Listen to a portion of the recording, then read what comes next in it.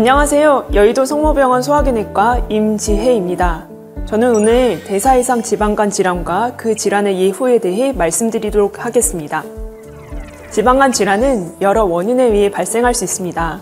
그 원인으로는 술을 먹어서 생기는 알코올 지방간 질환, 술을 먹지 않아도 생기는 대사 이상 지방간 질환, 그리고 두 가지 원인이 복합된 대사 관련 및 알코올 지방간 질환 등이 대표적입니다. 요즘에는 술을 먹지 않아도 생기는 대사 이상 관련 지방간 질환 환자분들이 급격하게 늘고 있어서 이런 분들이 주의하셔야 하는 것들에 대해서 말씀드리려고 합니다. 대사 이상 지방간 질환은 무엇일까요? 간 내 지방 침착이 관찰되면서 심혈관 대사 위험 요인이 동반되고 알코올 섭취와 같은 기타 지방간 유발 요인이 없는 경우를 말합니다.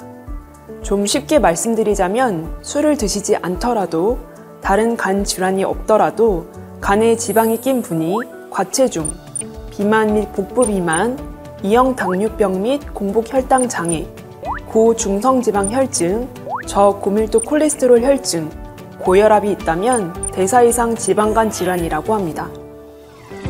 그런데 혹시 나도 대사 이상 지방간 질환이 있으려나? 한 번쯤 생각해 보셔야 하는 게 우리나라를 포함해서 전 세계적으로 10명 중 3명은 대사 이상 지방간 질환 환자일 정도로 흔한 질환입니다. 그런데 지방간 질환 환자의 수는 지속적인 증가 추세에 있으며 앞으로도 증가할 것으로 예상됩니다. 이런 대사 이상 지방간 질환은 단순히 간에 지방이 껴있겠지, 간약 먹으면 좋아지겠지 하고 가볍게 넘겨서는 안 됩니다.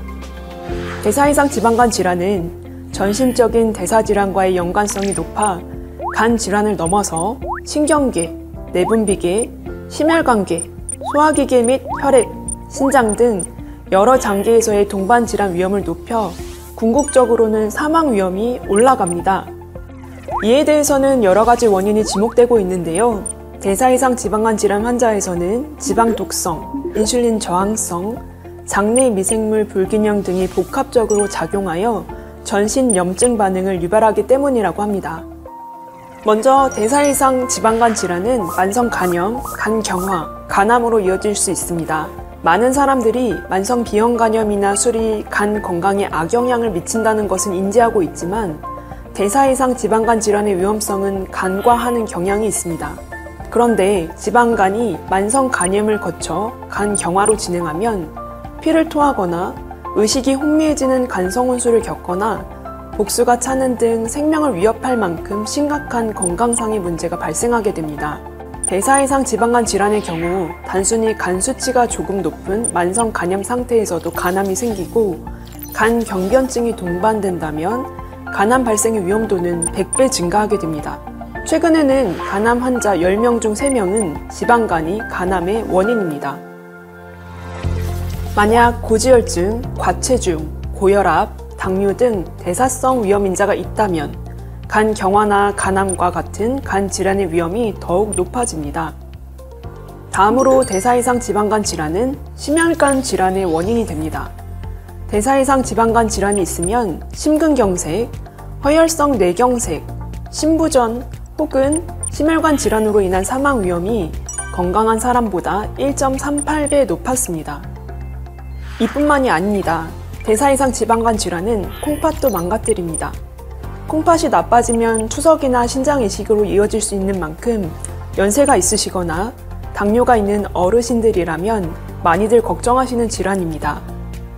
대사 이상 지방간 질환이 있으면 이런 만성 신장 질환의 위험이 건강한 사람보다 월등히 높았습니다. 대사 이상 지방간 질환은 간암뿐만 아니라 갑상선암, 유방암, 식도암, 폐암, 위암, 담관암, 췌장암, 신장암, 대장암, 난소암, 전립선암 등 다양한 장기에서 암 발생 위험이 증가합니다.